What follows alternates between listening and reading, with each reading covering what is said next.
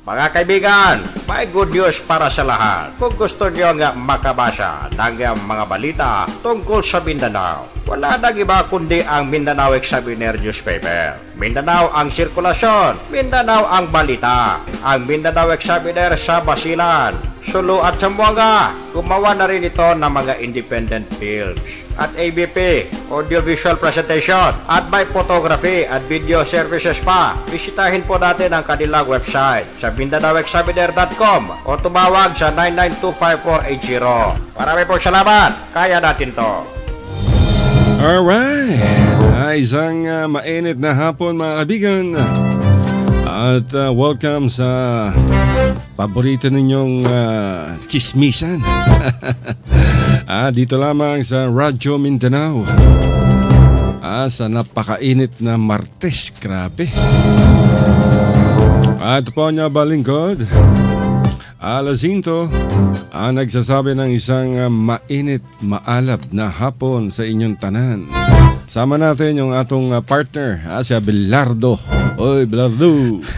Okay, mayong hapon kaninyong tanan, mga kaigsunan, mga suki nato sa kahanginan, o asaan sa mamong dapit karon, hinaot nga natin sa mayong panglawas, o sa mayong panghuna-huna mga kaigsunan, o medyo init-init ang panahon karon mga kaigsunan, no, kay sidlak kayong adlaw, o niya napay mga tao nga sidlag lang gihapon mga kaigsunan. So, kinilang gihapon ang inyong kining suki, ang inyong amigo sa kahanginan, si Abdel Disa, o manangpit kaya sa inyong tanang padayon.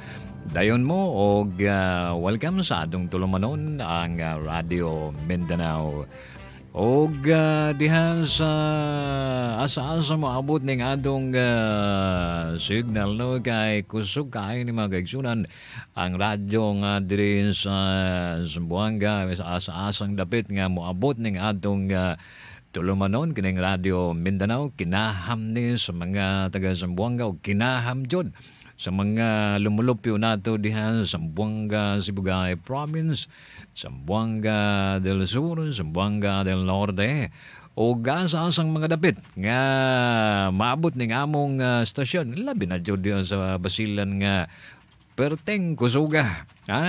Sa asang dapit di Basilan kusug kayo ning signal nato mo nga daghan kayo na minaw po diha. O labi na jud diha sa kining Sulu, no? Salam doon ka nagkatahan doon hayan, mga doon, mga rayang. Paano kita niyo mga waktu ni rin sabihin, tayo manghud niyo, baka niyo makansi malan sa kaniyo. Abdel, Ivan, Sin, na huwat kami. At iniyan kamo rin doon hayan, bang wala kamo rin doon, wala disab kami rin di mga doon namin. Masuwag matagi magdungog sin na programa na ito, Radio Mindanao. Yes. Alright mga kaibigan, ako, saan uulang kaya? Sa Davao, baha eh. Ay yung nabanggit natin kahapon tama, pag medyo mainit, talaga uulan. Uulan. Kasi nag-evaporate yung mga tubig sa ilog, sa dagat, sa lawa. Yeah. Talagang scientific. Kagabi, kagabi, may ulan gabi eh. Tinawag ginimahin mo ng Nicodemus. Nicodemus ba ito? Nicodemus. Kining atong angkor mga gwapo kaya ba? Kaya siya ba, ingon kahapon nga. Hindi Nicodemus, Nostradamus. Nostradamus. Si Michelle Nostradamus. Basta may damos. Madamot. Dili esman. Mauno no ingon sa gihapon nga init karon. So ang kapalit na ng init bugnaw, tinuod ba no? Kanina kagabi ulan po dan ako ito nga mingon kong Nicodemus Nostradamus ang unsap to basta may mus sa likuran mga kaigsunan ba dino ang amo pahalipay diya aron mo kadamo po mo ba aron nga lingaw-lingaw po ta kay Bansig nakatulog mo diha pinaagit ng programa ni Kuya Bert nga parding guwapo kayo nindod kayo nya nakatulog ang ubanda o pagmata na mo aron nga masayod ta unsay atong kalihukan sa atong komunidad, unsay kalihukan dinhi sa Zamboanga ug sa Tibok Mindanao, ug unsay kalihukan sa Tibok Pilipinas mga kaigsunan dinhi na madungog nato paminaw nato dinhi sa atong tulumanon. Maganda yung mga pinapatugtog ni Kuya Bert Lozada. Mga trouble pack. Mga memory lane, di ba? Mga memories, good old songs. Mga sinauna. Mga pinapatugtog niya, pinapatugtog pa ng nanay ko dati. Sila Shirley Basil. Yes. Marami. Tapos paborito pa ni Airpods na yung San Francisco. Ganda dahil talagang bumabalik yung alaala mo nung tayo bata pa. Di ba? Batano pa na siya. Talaga marami ang naaliw sa ganyan mga tugtuging classic. Mga The Platters. Yan. Kaya lang sa atin ngayon, yan ang ating kapanahunan. Tatandaan ko nung nag-aaral ako, bell bottom blues. Yung pantalon ko. Siguro 12 inches sa laylayan, mga kaibigan. Dahil lumaki ako, martial law baby ako lumaki ako may under sa martial law. Parang nagwawalis sa daan. Oo. At saka nung maliit ako, yung buhok ko hanggang lagpas balikat. At pag nagbubush kami nun, sabi ng nanay ko, yumuko ka, tago ka. Kasi hinuhuli ng mga Metrocom. Yung mga mahabang buhok at ginugupitan. Lalaki basta lalaki, hinuhuli, bata o matanda. Kaya noon ang mga slogan noon mga hippie days. Make love, not war. Ngayon, make war, not love. Baliktad na talaga mundo ngayon, mga kaibigan. Alam nyo, basta may kaguluhan, mahirap. Katulad ngayon, binabatikos na ng Communist Party of the Philippines, yung pamahalaang Duterte. Dahil ito hindi discuss natin ang problema pala, nangako yung pamahalaan na palalabasin lahat ng ilang mga political prisoners, siguro may higit 100. Yung may mga sakit at matatanda. Bagong taon, kaya lang hindi natupad. Nako po. Kaya ito ang pag-uusapan sa kanilang susunod na peace talks na gagawin sa Europe, sa Rome, Italy. Diyan gagawin niya. Pero mga kaibigan, nagsalita na naman si Tatay Digong Duterte. Sabi ni Pangulong Duterte, mga kaibigan, na malaki daw ang posibilidad na drug money ang nasa likod ng ilang bombings at maliliit na malaterorismong atake sa bansa. Ito'y matapos niyang sabihin sa isang one-on-one interview sa television giant na GMA7 at tinawag nitong seryoso itong problema, mga kaibigan, ng pagpopondo umano ng mga sindikato sa illegal na droga upang maghasik ng karahasan sa ating bansa. Ito'y ayon kay Tatay Digong Duterte, pero hindi naman ako naniniwala. Alam niyo, mga kaibigan, opinion ni Pangulo yun. Pero para sa akin, malabo. Kasi unang-una, inililink ng militar yung illegal drug, shabu, sa Maute Group. Alam naman natin, itong mga Maute, mga mga jihadist to. Talagang pinaglalaban niya na karapatan ng mga Muslim. At haram sa Islam ang droga. Kaya naman malabo yung ganon. Although, siyempre, hindi natin alam ang laro ng militar. Diba? Ang laro ng ating mga pamahalaang nakaupo ngayon dyan. Katulad nito, meron sinasabi si Tatay Digong Duterte. Kahit na raw yung mga pambobomba ng mga rebelding grupo, pinupondohan daw ng mga sindikato sa droga. Malabo yata yan. Kasi unang-una, masisira dyan tong mga jihadist na nakikipaglaban para sa karapatan ng mga Muslim sa Mindanao. Dahil malabo yung ganun. Mahirap. Di ba, mga kaibigan? Mahirap. Propaganda na po natin Oo. Siyempre kasi kung ano man ang binibigay ng militar kay Tatay Digong Duterte, yun ang kanyang pinaniniwalaan dahil intelligence report to. Pero dapat din ilagay sa ulo ni Tatay Digong Duterte, dapat niya rin isipin. Lahat ng nasa intelligence report ay pwedeng mga imbento lamang. Di ba? Ang panahon ni Gloria, ganyan. Maraming intelligence report, puro invento eh. Meron pang lumabas doon na nakakita sila ng kapirasong papel sa isang parking lot yata sa Makati. At doon nakalagay kung ano-ano doon yung area bobombahin ng mga terorista. Di ba? Napakababaw nun. Kaya yung intelligence report, nandiyan na ang lahat ng pinaka-unreliable na information. Kasi karamihan yan, yung mismong intelligence agency ang gumagawa. At pinalalabas na galing ito sa mga reliable sources nila. Di ba? Bitaw, tinukod ka na mga kaigsunan. So ay, maglibog, bitaw no? Maglibog taon sa ako nga rin naanin mo na siyang pangkitabo ang mga matod pa ni Tatay Digong na kinilaging pagbomba-bomba diri na ay kalabutan ng droga ba? Nga may suporta ang droga, may suporta sa mga rebelde nga kini naging naghasik og lagim diri sa tuwa, bomba diri, bomba dito. Na daw kalabutan sa droga na ay suporta gikan sa mga drug lord, meaning mga rebelde, no? So, gato pang banabanaon mga kaigsunan na kini naging mga jihadist, kining mga unsa ni kaning naay naka mga multi group.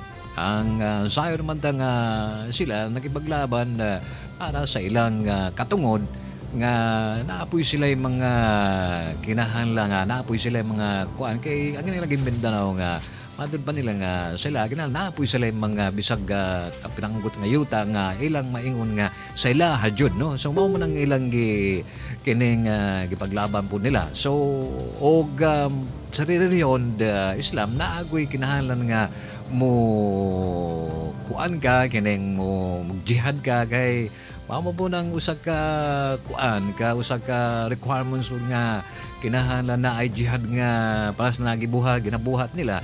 So mukauna-una po nga dili po tingali, no? Pero matud pa asa man si Tatay Digong nga mukahog mga impormasyon kundili sa mga sundalo, sa mga pulis, mga intelligence nila nga maoning report, maoning naadto, pero ambot asa kay tinuod-ana, no?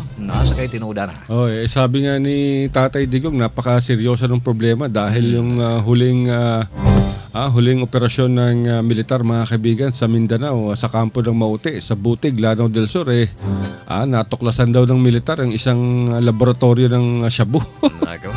Grabe.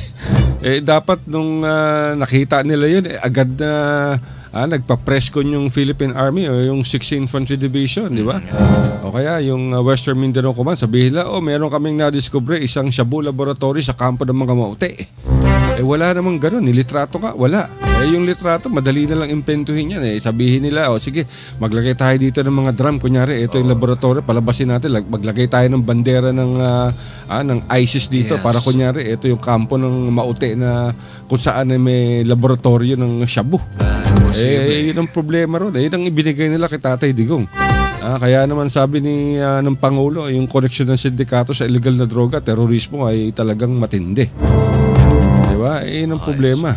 Sabi pa nga niya, yung nakuha daw ng mga kampo, meron daw malaking laboratory. Laboratory ng droga at isa ring kampo ng mga Maute. Kaya ang sabi pa niya, I ordered a full-scale operation there because we cannot keep on losing territories there. Ito yung pagkakasakop ng Maute sa Butig. Diba, sinakop nga nila isang munisipyo, nagtaas sila ng mga bandera ng ISIS. Pero walang nabalitang mayroong na-discover na shabu laboratory doon. Ngayon na lang ito lumabas. Diba? Kaya kitang-kita mo yung paano ini-spin ng Armed Forces of the Philippines, probably the Philippine Army, o kung sino man ang nasa likod nitong report na to. Nakakabahala to, mga kaibigan. Dahil kung nagagawa nila sa isang jihadist group ito, pwede nilang gawin to sa mga kalaban nila sa politika, sa malalaking tao na tutol o kaya ayaw dito kay sa pangunungkulan ni Tatay Digong Duterte. Bitaw, no? Murag magkuyawan po ba, no? Kanay, murag magkuyawan tani ng style sa mga pamaagi karon sa atong style to ng martial noon. Panahon ni Marcos ganito, panahon ni Gloria ganito. Di ba sa nauna, katong sa una, bombing daw, bombing dito, bombing dito. Hantod nga si Marcos, ang atong presidente sa una nga may deklarasyon siya martial law. So kinilain po ang pamaagi aron nga makadeklarar og martial law unsa-unsa na lang propaganda, unsa-unsa na lang ginahimo sa mga silandias sa katasan mga kaigsoon sa atong mga leader aron nga ang ilang buhat makuan ba ning unsa ni kanang murag makaingon ta nga tinuod no inani ano pero wa lang tagabantay mo lang ako maminaw sila dire. Ito lang ang binibintang nila kay Laila de Lima, yung senador hanggang ngayon hindi pa nila nakakasuhan in connection sa mga sa illegal na droga. Anong kaso? Nagkaroon na ng pag-hearing dyan sa Kongreso, sa Senado. Pero up to now, wala pa rin kaso, puro daldalan lang. Kaya nga sinasabi ni De Lima, wala akong kinalaman niya, hindi ako tumanggap ni isang sentimo. Ito ay taliwas sa sinabi ng mga bilanggong drug lords na nagsabing nagbigay sila ng salapi upang gamitin itong si Laila de Lima sa kanyang kampanya nung nakaraang halalan. Pero up to now mga kaibigan, wala pang kaso. Ang kasong isinasampa sa kanya ng VACC, yung Violence Against Crime and Corruption, yung kanyang pag-text kay Ronnie Dayan, sa anak ni Ronnie Dayan, na sinasabihan niya yung kanyang dating driver at lover boy na wag dumalo sa pagdinig dahil maaaring pagpistahan lamang sila. So yun lang, obstruction, di ba? Yun lang ang nangyari sa kanya. Gusto natin makita na sampahan ng kaso ng Department of Justice itong si Laila de Lima. Kasi kung wala kang kaso, lahat yan babalik to kay Tatay Digong Duterte. Lahat ng sinasabi niya, mangyayari yan, puro kasinungalingan. Puro paghihigante dito kay De Lima. Ganon din kay Trillanes, kay Senator Antonio Trillanes. Kung may mga kaso, sampahan nyo na ng kaso. Hanggang ngayon, wala. Anong isang taon pa yan? Ibig sabihin wala silang sapat na ebidensya upang ipin itong si Laila de Lima at iba pang mga politikong sangkot sa illegal na droga. Mao bitaw no murag usahay kining mga kaigsunan lagi maglibog daw usahay no ganin ani man ang atong ako libog na nga ako magklaseng libog naman yun. Kakalibog di ba? Ayan na nga malibog ta sa mga kanang mga balita. Pero sa awa ng ating Diyos no anyway mayroon tayong isang palatuntunan na ayo sa kabuk nga programa din sa RPND Triple X ning Radyo Mindanao din hidud ta masayod unsay mga kalihukan unsay mga plano unsay mga panghitabo nga gibanabana ba among gi balance ug unsay na ani kana mo chismis pero chismis nga tinuod ang kaingsunan aron pud kita diha mga kabana-bana pud ta dili ta magpataka og istorya dili pud ta magpataka og paminaw sa ubang mga kuan aron naatay kasayuran mao ta ingon ako sa inyo nga kinahanglan naatay kasayuran tanaw na gud ninyo panghitabo karon mga kaigsunan no dugay na sige na sila bla bla diha wa gani na nila magkasuhan si Senator Dilema ang ilang kusog nga pagkaso karon katuloging obstruction of justice maandun pa nila nga patambungon si Dayan kadung sweet lover na driver sweet lover ni Senator Dilema nga si Dayan so maulang tumurag ang ilang kaso nga murag ikakuan yun sani ika-appeal dito sa kaso nga dako nga kaso pero ang katugan nga involved sa droga murag dili nila kaya nga makuan sa kining makasuhan si Dilema kay wala man po ebidensya unya murag tinuod po nung anong nagtestify kadang mga preso nga na di ba gihulga lang to sila dili bang kining ilang gikuan totoo unsa ba kanang gihulga nga sige ug dili gani mo testify kamura gyud mabulog mo sa kulungan di ba nawa mo chismis kay gisunan mga di ba murag makahuna-huna ta ba magkahuna-huna ta nga inaani tingalit to no inaani nga nung di man nila makasuhan sa Dilema ang bugat-bugat nga kaso nga ilang gisampag Dilema karon katulaging obstruction of justice unya naray panahon mga kaigsunan kining laging atong presidente ni murag istorya siya baga kanabang istorya siya karon inani murag lain na pud ba so wa ta makasabot nining panahon ng mga kaigsunan hantod nga maglibog lang ta na naray panahon Marcelo naman di ay naon sa wa man ta magpakabana wa man ta maminaw wa man ta nasayod mao nga sige lang ning ingon dire nga kinahanglan na jud tay kasayuran mga kaigsunan aron di ta malinlang aron di ta matintal ni anang mga tamis kag dila. Tamis kag dila si kuan ba ito no. Kinsa ni na mga bahay nga gwapa kay tamis kag dila basig madala tadi ang labas na to HIV nako delikado na mga kaigsunan. So among busawutan ang tamis kag dila ba hibalo kay manulti. Kusog kay mo yaw-yaw murag makaingon ta murag siya nakahatingalan na tinuod ka na. Ahala, paminaw mo din sa Radyo Mindanao. Din sa Triple S kay aron masayaw na o gunsa man na ilang gipang diskusyon diyan sa gawas, di ba? So, din hilang ginawa kaigsunan. No? Ayaw mong patagag, paminaw, di ba? Uga, istorya-istorya. Aron nga masayaw ta din higada. Tanawa, manaaray problema. Di nila si Trillanes ganay nga sampanon ta nilang kaso di man po nila masampanong kaso kay lagi wa man po ebidensya di ba kanang ilang murag mao na gyud nila do not judge with the opinion of others kinahanglan nga na ay ebidensya na ay unsa na nga makita diha unsa may ginahimog ni unsay kalihukan sa usa ka tawo hadya ta magka-judge na nga nila nga sila tinuod ay nya karon kailan naman gipakuan nga wala sila mahimo no, di ba? Wala sila mahimo so unta ang katong nagkasala unta mao tong kining pasakaan og kaso ang lisod diha kita nginta mga pobre kabos unya mahimuan tag ma-set up tadi ma-prem up tadi nga wa tay kasalanan mao na disgrasya delikado na ani mga dato dia mga taas kaayo mga highly educated ba nakuha paganin nila ilang mga unsa-unsa dia mga propaganda nila unsa ba diha nakuha ganin kita pag mga kapureso nga kaigsunan usara gyud ang kun kinahanglan na atay kasayuron masayod ta ang tanan aron bisa ganing kanang mga itaputag mga amigo, mga abogado diha, istorya ba?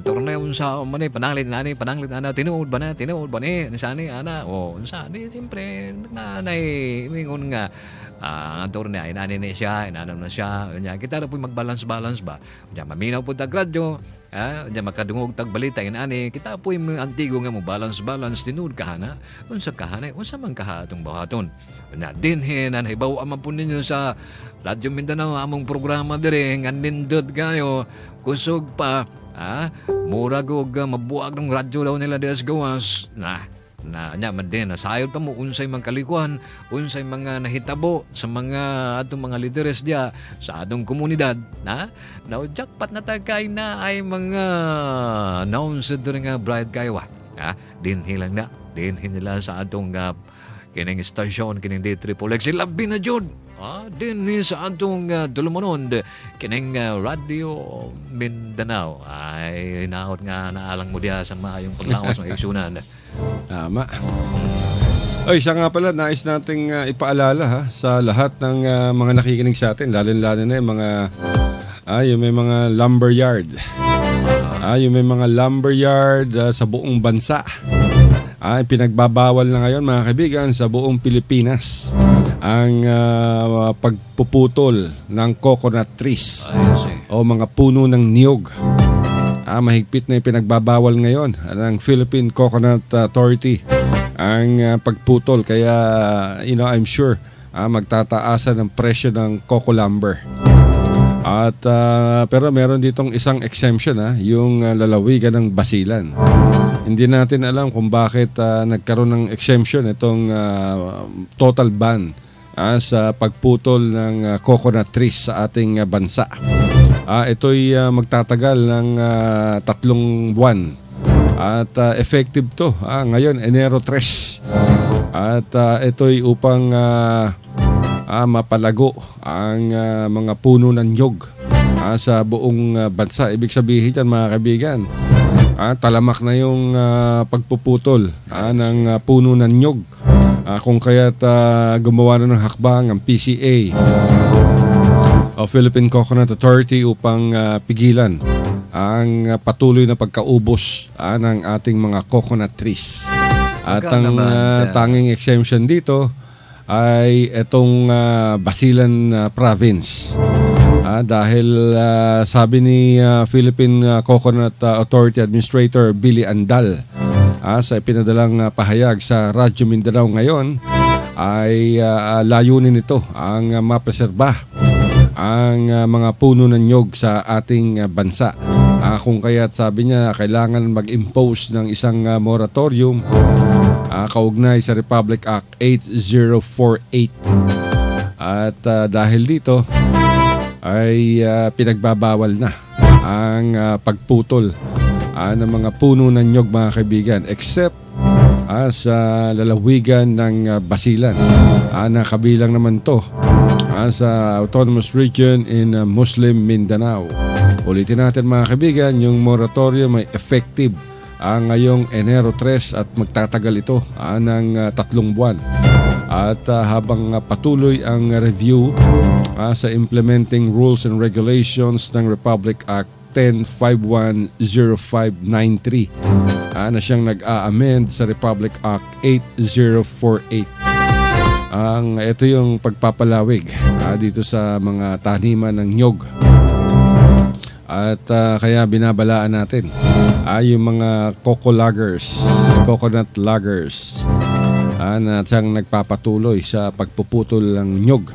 Kaya mga kaibigan, kung meron kayong makitang nagpuputol ng nyog o nagbebenta ng mga troso ng nyog, ipaalam nyo agad sa inyong pinakamalapit na himpilan ng pulisya upang mahuli at makumpiska itong mga illegally cut ng mga coconut trees. At ang ulit, exempted dito ang Basilan Province.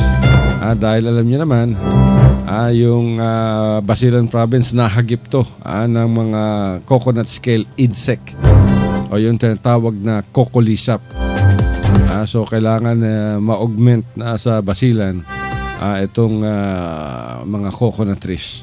Pero talamak ang illegal logging dyan sa Basilan. Grabe. Yun na nga walang pinapatawad kahit niyog nung panahon ni General Batenga, Edgardo Batenga ng Southern Command, nagkaroon ng total log ban dyan. At ito in-implement ng Task Force Basilan o Basilan Task Force, BASTAF. At pinag-utos si General Batenga ang total log ban. Pati yung mga chainsaw, pinagkukumpis ka yan. Pero nung nawala si Batenga, nako, talamak na naman yung Basilan. Napakadaming puno dyan, napakadaming gubat dyan sa Basilan. Pero doon sa amin, kasama nga, Leo, kasi may mga lupain kami doon sa diyan sa Payaw. And then wala nang namamatay na yung action na siyang mamamatay. Wala nang ang bunga. So ang ginawa na naman ng tenant ay nilalagyan niya ng niyog. Yung nagtanim siya ng niyog, saka putulin yung niyog na wala nang bunga. Malapit na siyang mamatay. Yun ang instruction ko doon sa tenant namin na maglagay ka uli ng panibagong similya ng niyog. Tapos last time, putulin Gaano mo ba katagal yan? Gaano katagal lumaki yung nyog at ilang taon yan bago magkabunga? Pero bago masagutin yan, mag-commercial break muna tayo, mga kaibigan. Mga kaibigan, may good news para sa lahat. Kung gusto nyo nga makabasa ng mga balita tungkol sa Mindanao, wala nang iba kundi ang Mindanao Examiner newspaper. Mindanao ang sirkulasyon, Mindanao ang balita. Ang Mindanao Examiner sa Basilan, Sulu at Zamboanga. Gumawa na rin ito ng mga independent films at ABP, audiovisual presentation, at may photography at video services pa. Bisitahin po natin ang kanilang website sa MindanaoExaminer.com o tumawag sa 9925480. Marami pong salamat. Kaya natin to. RPN Radio Philippines Network. Radyo Ronda. Triple X Zamboanga. Kapisanan ng mga broadcaster ng Pilipinas. Alright, mga kaibigan, kayo'y nakikinig pa rin sa programang Radyo Mindanao. Dito lamang sa Radio Philippines Network, RPN Triple X Zamboanga City 1008 sa inyong AM band. Tayo napapakinggan sa malaking bahagi ng Mindanao. Ito pa rin ang inyong balingkod, Alasinto. Kasama ko ang aking partner, si Brother Abdel. Okay, brother, ipaliwanag mo ulit kung gaano katagal ang isang nyog na tumubo at mamunga. At ano yung lifespan niya? Yung kasi yun, nung tinatanong ng tanay namin doon, yung nyog na sinasabi nilang parang native, abot ng 10 taon bago mamunga. While yung ngayon, ay may bagong parang yun ko, alam klaseng niyog yun. Na Ilan 5 taon? Ilan pa lang, taon? 10 taon. 10 taon? Yung parang native, yung tinatanim ng mga tatay ko. Oo, ng tatay ano yun ko. talagang fully grown na yung Yes, 10 taon na yan. 10 taon, mataas na siya bago mamunga yan O ano siya. naman ang lifespan yan? Abot mula nung... Ibig sabihin, lifespan yung kanyang yes, productive stage, tuloy-tuloy ang tuloy-tuloy. pamumunga. Maliit pa ako talagang at the age of 8 years old ay malaki na. Mhm. Malaki na yun. Nung ngayon, ang tumanda na ako, mayroon pa ring bunga, yung mga kung umabot na ng 50, 60 years yung... Ay, talaga? Yung nyog? Talagang yung nyog. bigyan ng bunga? Bigyan ng bunga. 60 60 Wow. kasi hanggang ngayon, kitang-kita ko pa rin. Kaya lang, Umunga pa rin. masyado na siyang mataas. Yung iba, Mataas. action na siyang mamatay. Pero meron mga puno ng nyog, mga kaibigan, brother, di ba? Mabababa lang. Yes, mga 10 feet lang. Pwede ba nang kunin yung bunga? Fully grown na yan. Oo, mayroon dyan. Di, maliliit. Yung parang pandak na pero coconut. sa lang ang lifespan yan hindi ko masyadong pero pag namunga niya sa may 2 beses, malalaki. Pangatlo, pangapat, parang maliit. Palit ng palit siya. Palit ng palit yung bunga niya. Sa loob, diba? kunyari, sa yung kanyang productive state, sa isang taon, ilang beses mamunga na, pwede mo ma-harvest. Hindi ako sigurado dyan sa mga maliliit na alright. siguro somebody will explain to us. Siguro, tawagan natin yung Philippine Coconut Authority. Si Nino, yung ating PA, paki-check nga yung Philippine Coconut Authority. Kung makausap natin yung director kaugnay dito sa pagbaban sa coconut tree cutting.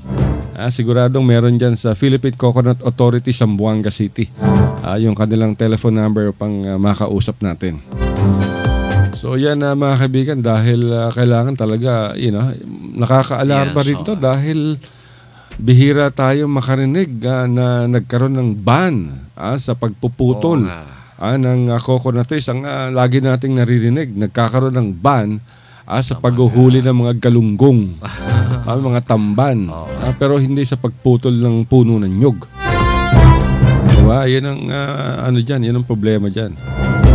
So dapat nating alamin kung sa loob ng 3 buwan, posible bang ma-extend yung ban sa buong bansa ng pagpuputol sa mga puno ng nyog. Ano ngayon ang kaparusahan? Kung merong mga lumber yards na patuloy na bumibili ng mga illegally cut coconut trees. Ayan ang mga kaibigan. Habang hinahanap ni nung aming PA, ang aming production assistant na si Nino, yung telepono ng Philippine Coconut Authority, ay pag-usapan muna natin ang iba pang mga issue. Alam nyo ba mga kaibigan, pumasok yung bagong taon, tumaas ang presyo ng gasolina, tumaas ang presyo ng liquefied petroleum gas, yung cooking gas, yung LPG, naku, 750 na ang isang cylinder. Grabe. Kaya ako, buti sa bahay, ang gamit ko, uling pa rin, kahoy. Kahit na mausok siya, at least tipid na tipid. Pero mamaya, subukan kong bumili nung digaas, yung kerosene, hindi bomba. Yan naman ang kinalakihan ko. Bobombahin mo muna para magkaroon ng pressure at mas maganda yun. Kasi mura yung petrolyo. Diba, yung gas. At kung mahurot ng kahoy na do, himog uling. Wala. Patawagan natin kay Nino. Nino, ito yung number, pakilista. Ito, 982-0302. Wala talaga. Grabe. Bakit saan ba to? Sa subukan mo yung ito. Sa San Ramon yata to, di ba? Sa San Ramon itong PCA Philippine. Pero meron dyan sa Petit Barracks ang pagkakaalam ko. Meron dyan sa Petit Barracks yata Parang mayroon. Oo, sa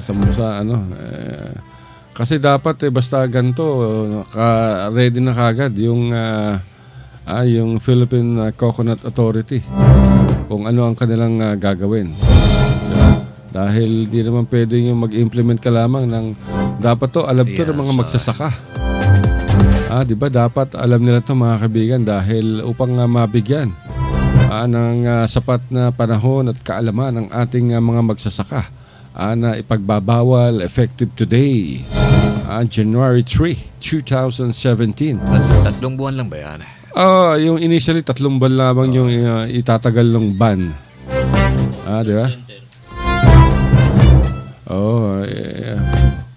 Mao ka ng mga kaigsunan na mentras nga atong gikontak ang PCA aron mo explain sa tuwa o panay kining mga kasi daghan nga pangutana ba pananglit ka ng atong kining atong lubi dihang tiguang nagayaw di na mamunga di ka atang kasuhan sa gobyerno nga nagputol tag niyog nagputol tag lubi diha kay gibawal namang pagputol sa lubi sa sulod sa 3 ka bulan mga kaigsunan una og naay masakpan naay pasaka og kaso sa tuwa di ba unya atong sayran pod kay lagi kanang mga lubi nga di na ba mamunga ba habid na siya mamatay unsa kahana siya putlon na pwede na siyang putlon kay kami sa una atong naapagudus payaw duha ka tuig kudos payaw nag-star hantod nga diskarin ako diha may hawa ko diha hawa ko diha kay dili maayo alag ang panginabuhi diha kay sigig bomba diri bomba dito bungbong diri bungbong dito putol kahoy diri putog bakawan diri kan diskarin ko so miyan to ko diri simbuhan no pero mabalik lang gyapon ko dito unya mga kaigsunan kining pagputol na order karon gikan sa PCA nga dili na pwede nga mamutol ta o kining unsa ni hindi na pwede mamutol dag niyog di ba dili na pwede mamutol dag niyog kay lagi ginabawal kini di ba now dihan sa basilan mga kaigsunan na exemption dihan sa basilan kay ang mga niyog giatake lagi sa kining ingon tang kulisap so giatake sa kulisap daghan kay ang pila ka gatos nga punuan abot maglibong ang tingali dihan sa basilan na giatake sa kulisap mao na mo action og kamatay ang mga punuan sa mga kalubihan diha nagani pud diri sa ubang barangay dinhi sa Zamboanga nga giatake gyapon sa kulisap so wala man pud nga ingon nga exempted ang Zamboanga ang exempted lang diha sa kining basilan so atong masayaran karon taon-taon mga kaibigan kay contact pa ni sa atong angkorman ang PC unsa puy ilang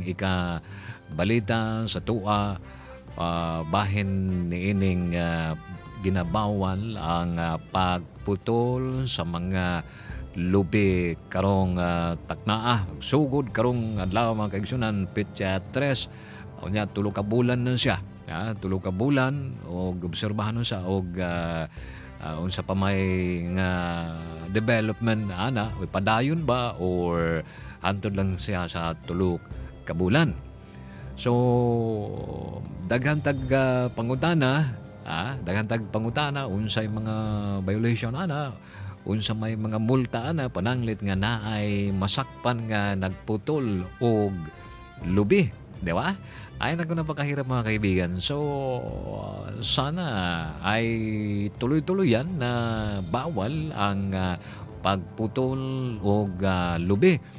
Kay dili ka na maayo hantod nga mga kaigsoon mawala na nga itong mga lubi. Nawa na tayo makaon og butong. Wa na tayo mahimog mga silhig diha. Wa na tayo mahimog mga dingding diha. Wa na tayo mahimog mga balay, wa na tayo mahimog mga unsa pa mga gamit na ining mga lubi. Daghan kay magamit ni mga lubi mga igsunan. So mao na mga giampingan karon sa atong gobyerno nga kinahanglan dili sa ginabawal usa ang pagputol og lubi. So karon taud-taud mga kaigsunan atong masayran ngano kaha nga giban sa atong gobyerno ang pagputol sa lubi sugod karong adlaw hantod nga 3 ka bulan na siya January, February, March, mga April tingali now ila pa nang susiyon ila pa nang estudyuhan og i-continue ituloy-tuloy na ipadayon na ang ban sa pagputol nining mga lubi kay semua ano dito dito pa ko sa payaw na ay ingon sa mga tenan na ko si Jenny mayong hapon kanimo diha dong kumusta man ba? Dugay na ko lagato dihan no. Sige lang, umisita lang ko. Wala naman ko'y pambot, ibligyan na. Okay, so, di ba, mamutol tagusahay nga niyog diha kay kuan lagi. Kanang di na siya mamunga ba? Ang kung guna-una na dito basig mo, kita diha, basig matumba na siya, di ba? Matumba ba dito sa pika, so na ay mga kanding dito sa ba itong kinabuhi nga kining mga kahayupan, mga animals diha, basig matumbahan, so may lang pag mga kung sa diha o matumbahan diha ay ang tao matumbahan niya ng mga kalubihan nato nga dili na mamunga o mo action na siya kamatay, so mas may patingalin na ato na lang tumbahon na siya gabaso na lang himog balay, di ba, o baligya ba aron makakwarta si Manang na now unya di ba nagtanom sa daog similya lubi pangtusan, sumuha pa na pangtusan. Similya. Nagtanong tag similya, una pa giputol nato o giputol pa daan, nagita mo naman og lubi, panibagong lubi. Unya mo nagdugay-dugay pa mamantingali na kay sa una lagi panahon pang peace time pamadod pa sa akong inahan. Nga dugay kay mutubo, dugay kay sa mga moabot og mga 10 anyos. Dili para sa karong lubi. 5 katuig na taas na kay mamunga na. Pero primero dako kayong bunga, kaduhay katulong murag gamay-gamay ng bunga na paghuman mo action na siya mamatay, di ba? Murag na mo nang obserbahan nato. Pero ato sang pangutano ng PCA ug asa may maayo nga itanom nga lubi. Kay katong mga karaang mga tao, kaabot pa ko sa akong papa nagtanom silang mga lubi. Dugay lagi manubo. Antod karon midako na ko tiguang na ko ang lubi na lang gihapon. Taas na kayo. Taas na kayo niya ang uban na 60 anyos na ang lubi gitanom. Siguro mga 70 anyos na. 70 anyos na karon ang lubi na lang gihapon ang uban. Namunga pa lang gihapon. Namunga pa ang uban nangamatay na maunang gitamnan na nagpanibagong lubi. So, tingali, murag na nagamay, murag may gamay ng mga kalubihan na ito karon o gumikan pa na ay mga sakit nga miabot sa mga kalubihan, kiningin lagi lang na kulisap. So, mo na, ang uban, sige lang pagtumbag lubi dito, baligyan nila, makita mo din sa mga lumberyard nga daghang kaayog mga lubi, di ba? Mga kahoy nga lubi, himo og balay, himo og unsa-unsa diha. So, mo nang kadugayan, may aksyon ang gobyerno, basig mahurot na atong lubi. Napay mga illegal loggers diyan nga sigig pamutulog lubi. Kunya napaboy mga kulisap nga kining kulisap nga sakit nga murag kanang gaingon pa kung inahanso nga dulo. Inig atake ganan na sa lumaan na mahurot gyud ang lubi. May gani karon murag madugay-dugay pa siya no. Ang kadugayan, ang lubi malaya na, laylay na, di na mamunga sa gamay na kay bunga, kay naanay sakit. So, unsay tendency na, di ba? So, putlon na lang dyan na siya. Unya kay naapoy, mahurot ang lubi. Unya naapoy mga illegal loggers, naapoy mga ubahan niya nga mamutupog lubi. Nawa na hantod mahurot ng atong mga kalubihan diri sa Pilipinas, mga kaigsunan. Diba? So, mauna ang gilantaw karon sa atong gobyerno nga kinahanglan iban sa kanang pagputol og mga lubi diha, di ba? So, mauna ang among ikasisgot ninyo, ikasulti ninyo mga kaigsunan nga sugod karong adlaw gibawal ang pagputol og mga kalubihan. Oo nga mga kaibigan, kausap natin si si Efren Carba, yung PCA Development Manager. At bukas ay may mga darating palang bisita. Kaya wala si Regional Manager Ralph Hamoy. At katatanggap lang nila mga kaibigan nitong moratorium. At maaari pala mag-issue ng permiso ang Philippine Coconut Authority, lalong-lalo na sa mga lugar na talagang yung coconut industry nila ay nahagip ng kokolisap. So bukas may darating na mga bisita from Manila at they're gonna be sa Basilan Province at kausapin nila yung mga iba't ibang grupo ng coconut farmers upang malaman ang problema at magawa ng solusyon. Siguro bukas kung meron silang oras, maaari silang tumawag. I-phone pats lang natin kasi sa ngayon, busy-busy si Regional Manager Ralph Hamoy at si Development Manager naman ng PCA, si Efren Carba, ay nagsabing ngayon lamang nila natanggap yung moratorium at bukas ay may pinaghahandaan silang lakad dyan sa Basilan. Anyway, gusto lang natin malaman yung penalties sa mga violators nitong moratorium. Hindi pa pwedeng walang penalties to. At siguro dapat alam na rin to ng, ng ating mga otoridad. Lalo na may mga checkpoint yung Department of Environment and Natural Resources na siyang nagpapatupad ng mga batas as far as environment is concerned. Lalo na yung mga nasa highway na nag-aabang sa mga illegal loggers na may mga dalang troso. Problema to mga kaibigan dahil pag nakalbo yung bundok natin, wala na tayong maasahan. Diba? Wala na tayong oras. Pahala ka na muna. Usog kaya mo ikot ning among urasan mga kaigsunan. Pero sa dili pa may manamilit, malang may pahinumdum mga gamay, madun pa din ayaw pong ibaba ni mo ang imong pagsig katao sa usa ka tao kung dili nila makita ang imong pagkamayo. Kung dili nila makita imong pagkamayo, dili po nimo ibaba ang imong kinaiya ba, di ba?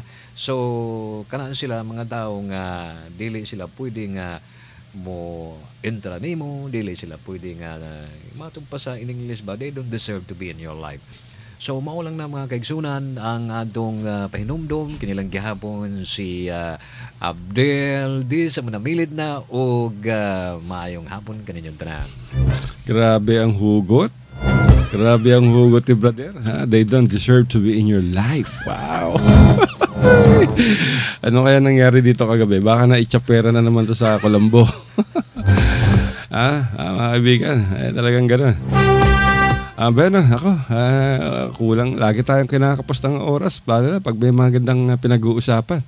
At batiin muna natin yung taga Mindanao Examiner Regional Newspaper. Yung ating sponsors, ang Mindanao Examiner Regional Newspaper at ang Mindanao Examiner Production. Siyempre, yung mga nakikinig sa atin sa lalawigan ng Cebu, sa office nitong si Governor Toto Tan. Good afternoon, sir. At napakasipag na gobernador. Maswerte mga tausog. At meron silang isang napaka-hardworking governor in the person of Governor Toto Tan. At siyempre kay Vice Governor Noronisa Tan, yung kanyang ina. At sa lahat na rin, kay former Governor Sakurtan at sa tanggapan ng Governor, yung kanyang PIO si Bong Abing, nakikinig sa atin ngayon, nag-text kanina at napakalakas daw ng signal dyan sa Patikul. At itong chief photographer ni Governor Toto Tan, si Al Francis Salinas, ay nakikinig din. So magandang hapon sa lahat ng mga provincial government employees sa Sulu at sa lahat na rin ng mga municipal employees, municipal officials at sa mga tausog. Assalamualaikum. Wala na talaga tayong oras mga kaibigan.